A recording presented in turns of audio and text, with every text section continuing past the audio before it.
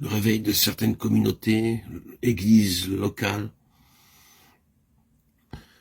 peuvent paraître une visitation d'en haut, et cependant être une occasion de chute pour beaucoup d'âmes sincères, qui se laissent ébranler, déséquilibrer par des puissances mauvaises, qu'elles ne peuvent pas différencier, celles provenant de la puissance divine. Il y a d'autres saisons de réveil dans de nombreux pays qui voient se reproduire de nombreux faits. Des chrétiens sincères sont pris au piège des contrefaçons diaboliques de l'action divine.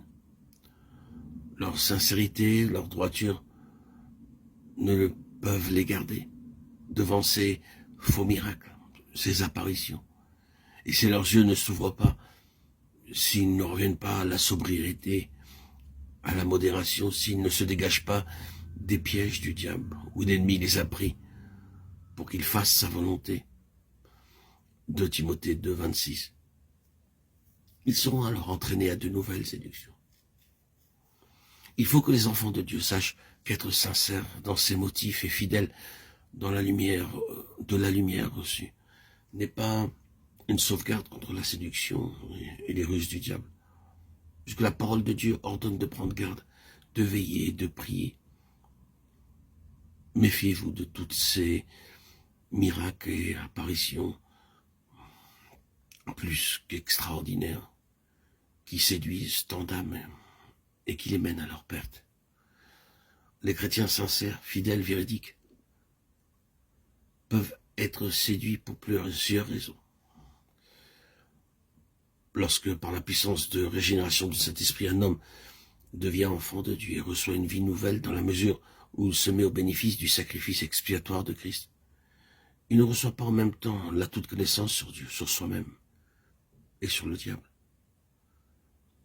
Son intelligence, sa pensée qui est naturellement obscurcie de ténèbres, Ephésiens 4, 18, et bien sûr aveuglée par Satan, 2 Corinthiens 14, 4, n'est renouvelée que dans la mesure où la lumière y pénètre, donc dans la mesure où l'homme s'approprie la lumière.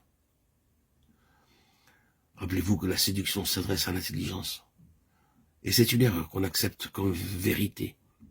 La séduction se greffe aussi sur l'ignorance. Ce n'est pas affaire de moralité, c'est pourquoi le chrétien sincère et fidèle, dans la mesure de connaissance qu'il sait assimiler, est toujours accessible à la séduction, dans le domaine de ce qu'il ignore.